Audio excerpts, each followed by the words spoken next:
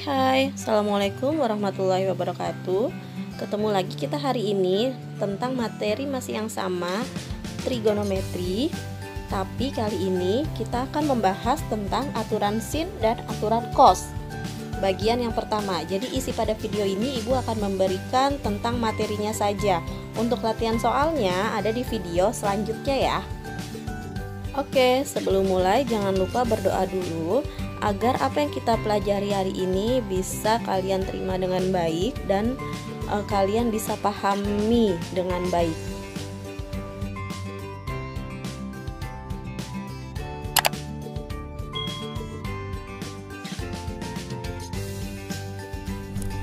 Baik, kita mulai. Yang pertama untuk aturan sinus. Nah, aturan sinus dan kosinus ya tepatnya ini bisa digunakan jika ada segitiga sembarang. Kalau sebelumnya kita bisa mencari luas atau mencari perbandingan segitiga pada segitiga siku-siku dengan menggunakan trigonometri. Nah, jika dia segitiganya segitiga sembarang, bukan segitiga siku-siku, maka kita bisa mencari salah satu sisi atau salah satu sudutnya dengan menggunakan aturan sinus atau aturan kosinus. Nah, di sini Ibu berikan segitiga sembarang. Kemudian di sini di depan sudut A itu adalah sisi BC yang biasanya kita tulis dengan A kecil.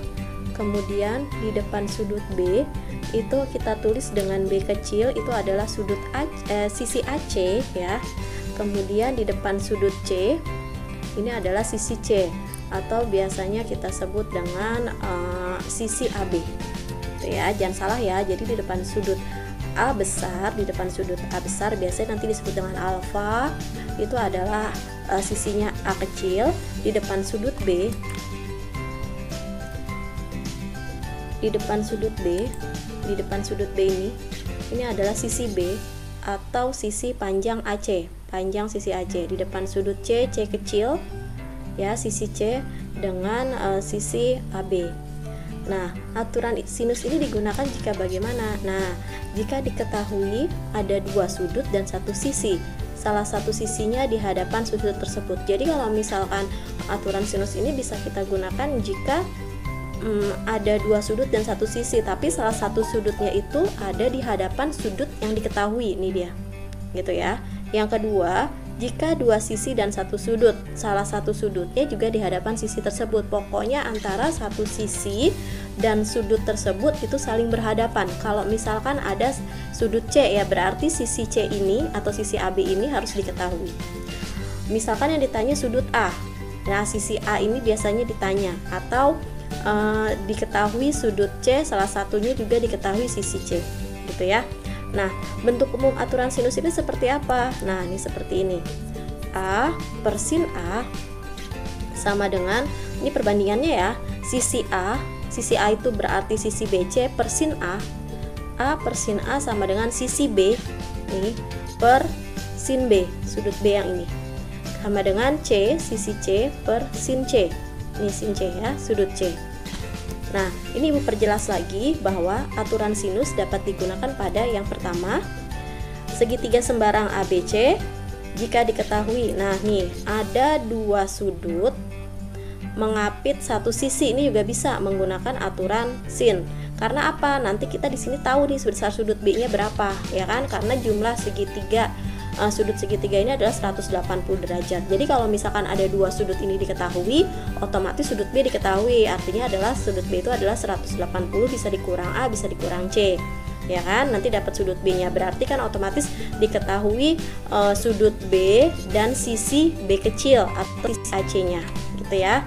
Nah, ini berarti bisa menggunakan aturan sinus. Nah, satu sisi diapit oleh dua sudut, bisa menggunakan aturan sinus. Atau yang kedua, ada segitiga sembarang ABC. Nah, diketahui dua sudut.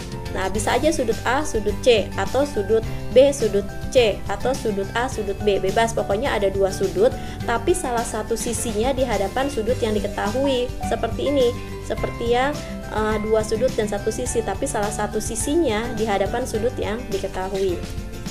Nah, ini berarti satu sisi dan dua sudut, tapi satu sisi yang diketahui di depan sudut yang diketahui juga. Yang ketiga, Aturan sinus dapat digunakan jika ada segitiga sembarang, jika diketahui ada dua sisi. Nih, ada dua sisi ya. Kemudian ada salah satu sudut yang diketahui juga. Nah, artinya apa? Sudut C ini diketahui dan sisi AB diketahui. Sisi AB ini kan berarti kan sisi C kecil. Jadi nanti C per sin C yang diketahui ini, C per sin C nanti adalah B. Ini kan sudut B-nya nih, sisi AC ini kan sisi B, berarti B per sin B gitu. Jadi ada dua sisi dan satu sudut yang diketahui dengan salah satu sudutnya di hadapan sisi yang diketahui. Nah, seperti yang ini gitu. Itu untuk aturan sinus. Nah, ini nih A per sin A sama dengan B per sin B sama dengan C per sin C. Ini adalah perbandingan dari aturan sinus yang harus kalian pahami dan hafalkan gitu. Itu aturan sinus. Kemudian yang kedua, kita belajar tentang aturan kosinus ya. Aturan kosinus sama seperti aturan sinus, itu bisa digunakan pada segitiga sembarang. Di depan sudut A adalah sisi A kecil, adalah sisi BC. Di depan sudut B adalah biasa dinamakan dengan B kecil, sisinya adalah BAC. Di depan sudut C adalah C kecil, itu adalah sisi AB. Nah, pada segitiga ABC sembarang ini diketahui sisi A, B, dan C serta sudut A, B, dan C berlaku yang pertama. Nah, ini rumus dari aturan kosinus. Jadi kalau yang ditanya panjang sisi A ya, nih diperhatikan ini cara menghafalkannya gampang. Nah, jadi salah satu hafalan aja. Kalau misalkan yang ditanya panjang sisi A, berarti sisi yang lainnya ya.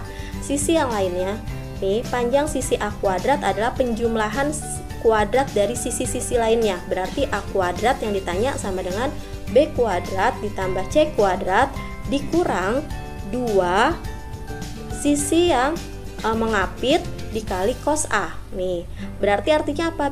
Biasanya kalau yang ditanya sisi A, berarti di sini pakainya cos A. Kalau yang ditanya B kuadrat, berarti nanti di sini adalah cos B. Kalau yang ditanya B kuadrat bagaimana? Sama. Berarti B kuadrat kalau ditanya sisi B, berarti B kuadrat sama dengan sisi lainnya dikuadratkan di jumlah. Berarti B kuadrat sama dengan A kuadrat ditambah C kuadrat dikurang 2 kali sisi yang diketahui ya. Berarti 2 kali AC min 2 kali AC cos, karena di sini sisi B ya, berarti di sini cos B ya, cos sudut B-nya nih. Tuh, demikian juga dengan sisi C. Kalau yang ditanya C, nih ditanya C ya, berarti C kuadrat sama dengan A kuadrat plus B kuadrat dikurang 2AB cos C gitu ya. Ingat ya, kalau di sini ditanya sisi C, pasti di sini cos C. Kalau di sini sisi B, berarti di sini cos B. Ingat aja, kalau misalkan A ya berarti cos A. Ya berarti kalau ditanya di sini sisi A ya berarti sama dengan sisi yang lainnya dikuadratin ya, dijumlah. Dikurang 2 kali sisi yang lainnya tadi. Nah, ini adalah rumus aturan kosinus. Dari rumus aturan kosinus ini ya, mencari sisi ini kita juga bisa mencari sudutnya ya. Bagaimana cara mencari sudutnya? Sama, ini juga tinggal dipindah ruas. Berarti min 2 BC cos A kita pindah ruas dulu ke sebelah kiri, A nya pindah ke sebelah kanan. Jadi karena tadi dia minus, yang A ya kita cari yang A dulu. Karena tadinya dia minus, berarti 2BC cos A pindah ruas jadi plus kan, B kuadrat plus C kuadrat sama dikurang A kuadrat karena A kuadratnya pindah ruas gitu. Baru nanti 2BC nya kita pindahkan ruas, karena tadinya 2BC cos A karena perkalian pindah ruas jadi pembagian. Jadi cos A sama dengan B kuadrat plus C kuadrat dikurang, ini kan pindah ruas, min A kuadrat per 2BC. Itu ya untuk mencari cos A. Cos B juga sama seperti itu, hanya dia pindah ruas saja. Nih ya, cos A sama dengan B kuadrat plus C kuadrat min A kuadrat per 2BC. Jadi kalau kamu sudah tahu rumus dari mencari salah satu sisi ini tuh hanya penurunannya, sudutnya hanya pindah ruas aja ya. Dia hanya penurunan aja. Pokoknya nanti kalau lebih mudah untuk mencari dia menggunakan aturan sinus atau aturan cos, ya digambar dulu aja segitiganya, kemudian tandai mana yang diketahui. Jadi kamu tahu mana pakai sin atau pakai cos gitu. Nah, ini cos B. Cos B sama dengan A kuadrat plus C kuadrat min B kuadrat per 2AC. Cos C juga sama, A kuadrat plus B kuadrat min C kuadrat per 2AB. Jadi hanya dari penurunan rumus sisi dari segitiga sembarang dengan menggunakan aturan kosinus. Kemudian aturan kosinus dapat digunakan pada apa? Yang pertama, nah ada segitiga sembarang, kalau kita pakai kosinus kebalikan dari tadi sinus. Jika diketahui ada dua sisi yang mengapit satu sudut, gitu ya, ada dua sisi yang mengapit satu sudut. Nah, baru kita menggunakan aturan kosinus. Ada dua sisi mengapit satu sudut. Nah, ini berarti aturan sinus. Kemudian yang kedua, apalagi jika kita bisa menggunakan aturan kosinus? Jika ada segitiga sembarang, kemudian tiga sisinya diketahui. Jadi kalau tiga sisinya diketahui, kita bisa menggunakan aturan kosinus juga. Gitu ya. Itu untuk aturan kosinus. Ingat ya, jika ada soal latihan, maka gambar dulu segitiga sembarangnya, kemudian tentukan mana yang diketahui, nanti baru kita bisa tahu dia menggunakan aturan sin atau menggunakan aturan cos. Kemudian, nah ini dia nih, Ibu rangkum dari semuanya bahwa aturan kosinus dan aturan sinus dapat digunakan pada kondisi yang pertama, jika diketahui ada tiga sisi ya, yang tadi pasti kamu masih ingat. Terus kemudian menentukan satu sudut. Kemudian ada lagi, ada dua sisi mengapit satu sudut, ya kan? Dua sisi mengapit satu sudut, menentukan sisi lainnya. Nah, ini bisa kita menggunakan aturan apa yo? Iya, betul. Kita menggunakan aturan kosinus. Jadi, jika diketahui tiga sisi, kemudian diketahui dua sisi mengapit satu sudut, kita menggunakan aturan kosinus. Kemudian, jika diketahui dua sisi dan satu sudut di hadapannya, kayak tadi yang pertama, ada dua sisi diketahui, satu sudut di hadapannya. Ini nggak mengapit loh ya. Kalau si kosinus ini kan dua sisi mengapit satu sudut, tapi kalau sinus dia tidak mengapit. Jadi dua sisi diketahui dan satu sudut di hadapan dua sisi yang diketahui ini. Nah, ini menentukan apa sudut lainnya. Kemudian yang keempat, yang diketahui satu sisi dan dua sudut. Nah, ini juga sama, satu sisi dan dua sudut. Salah satu sudut yang diketahui di hadapan sisi yang diketahui lainnya. Menentukan apa? Tentu saja menentukan sisi lainnya. Nah, ini juga pasti kalian masih ingat menggunakan apa? Oh, menggunakan aturan sinus. Oke, itu untuk materi aturan kosinus dan aturan sinus. Diingat ya nak ya, bahwa rumusnya aturan sinus dan aturan kosinus itu seperti apa.